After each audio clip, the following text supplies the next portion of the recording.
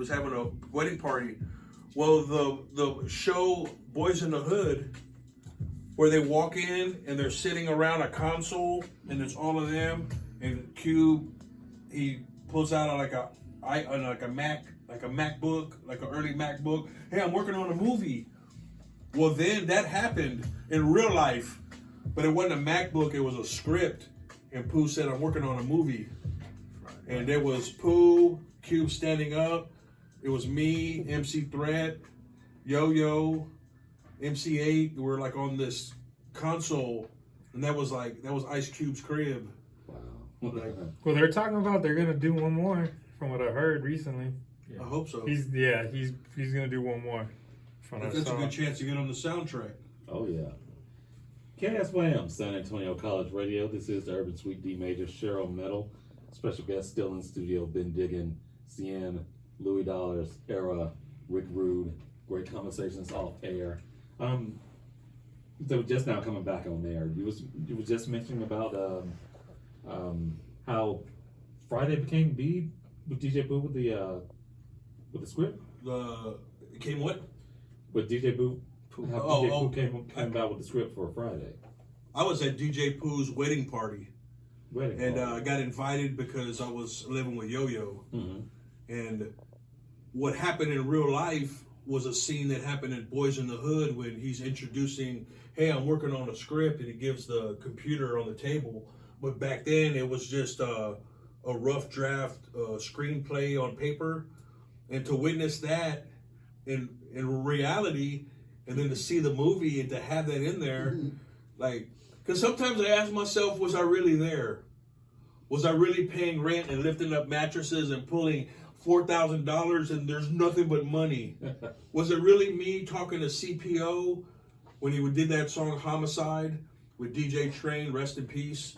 Like, to be actually there, and the blessing that I had of being there is that they always told me that if they ever look to you and say, hey, what do you think about this? And you've been in the session all day, you got to be constructive criticism. You know, we ain't going to hold nothing back. And just witnessing a lot of talent. Tupac had a group called The Hood. They were like 13, 14-year-old kids, kind of like Crisscross, but a gangster style that were about to come out. Before Caution, that group Caution came out. Hanging with DJ Bobcat, CL Smooth, listening, getting a lot of game, I guess. That's what I'm grateful for, of being involved in the conversation and just learning. A kid from the southeast side of San Antonio is, you know, sitting in Ice Cube's house, riding in Tupac's car. And to say that now, he lying.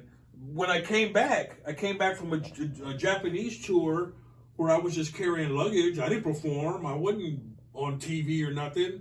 But just coming back and just telling my mom and dad, and they were like, oh, okay. But then telling my homeboys, man, you lying. Where's the picture? Well, nowadays, if I would have had that, I mean, just imagine if I could have been the guy that just had like a camera. Yeah. Like, but what's good about it is that just keeping those relationships current today. Yes. And just being like 100 and loving and respect and, you know, being trusted, basically. Because, you know, LA in the 90s is different than 2025. You know, that's when tag banging hit. And, you know, I live in South Central. It's not even called South Central no more. It's Central LA, you know, and this like the whole era, you know, living in LA during the riots, you know, that's an experience, you know, it's just life experiences. But I'm working on a book called Diggen Life. Okay. And when that's done, getting quotes from people that were in my life at that time that'll verify. So it's not just me just misquoting or just putting people like on the spot. I just felt it was like the hip hop Forrest Gump that I know. A little more serious than that. No, it was just wild, like, you know, like how much I didn't get to know about a lot of, like, you know, things that he had done, like things that I thought I had a good understanding about. You know, it's like Scarface and stuff like that. I was just like, God, man, see, I know this motherfucker. And then only to find out, I was like, man, this dude's holding back. You know, and it's private. My life's been private. You know, nobody. You know, there's like I got music and drawings and like stories that I give it to my kids. I pass the knowledge to my children. They're benefiting off of publishing, you know, which I worked hard for that, but just paying it forward to them.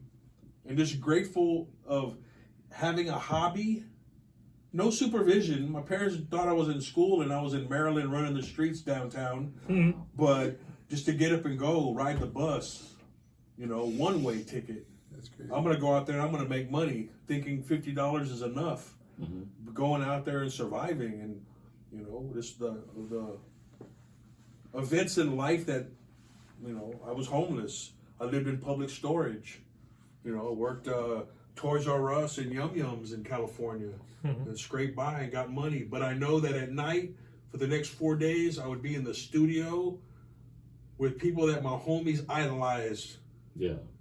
You know, like I'm in the position, I'm there for a reason, you know, and I had to take advantage of it, but you know, I still have relationships with everybody. You know, speaking of that, Scarface, Devin the Dude coming in town end of the month. Yeah, So go check that out. The Aztec. Little Kiki, the Aztec. That's what they're doing. Is that Aztec? Yeah. Have any of y'all been to that new spot that's in the Pearl? The one they did the Far Side at, right? Yeah, we went to the Far Side. So how Table Hall. So how is that venue? It's cool. It's not. It looks nice. It's, but I think it's something that Far Side could have got away with. Like you can't just have any old rap. Like, No, for sure, yeah. Maybe like Aesop or yeah. somebody that would bring like the college in.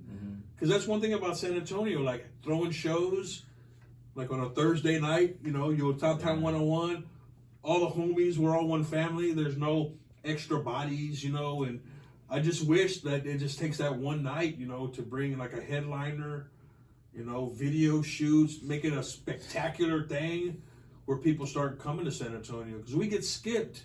They go to Houston, they go to Austin.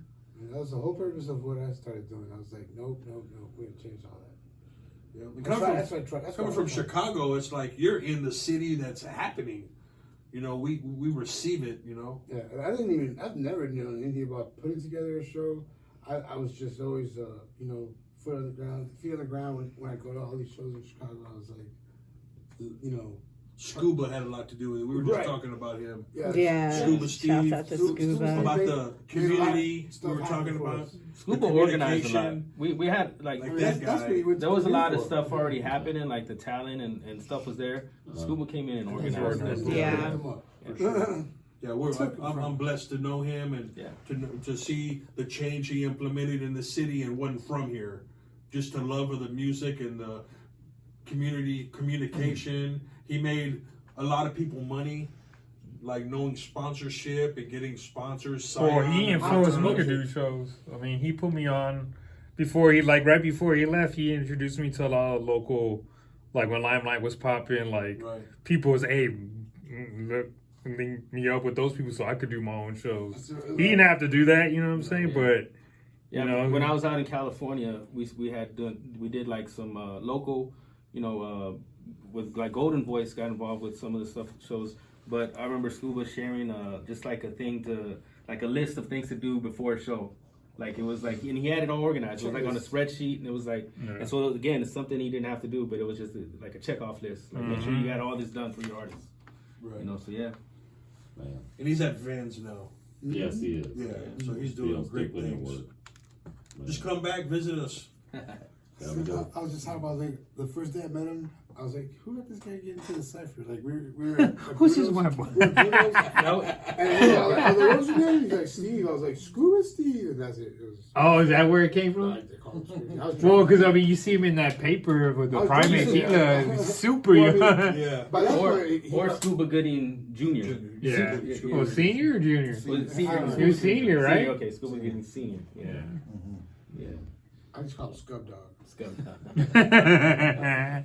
Let's go ahead and get into some more music, y'all. Right now, brand new music from Blacklick and Dub Sonata, plus the latest from Four Eyes coming up. But right now, FU and Deep. This is A Song About Nothing. Do not go anywhere. More coming up. This is the Urban Suite KSYM, San Antonio College Radio.